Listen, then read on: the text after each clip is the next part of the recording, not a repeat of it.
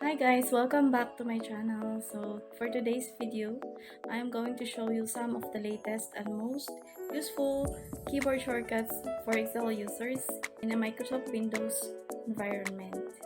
Keyboard shortcuts are very basic yet very powerful, but memorizing each and every one of them is pretty much impossible. So I hope these basic shortcuts can help you guys to speed up your Excel flow. So let's take a look.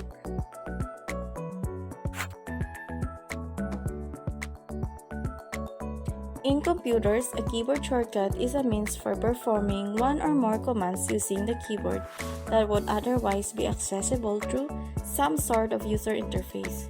In Excel, these shortcuts are used to expedite common operations by reducing input sequences to a few keystrokes.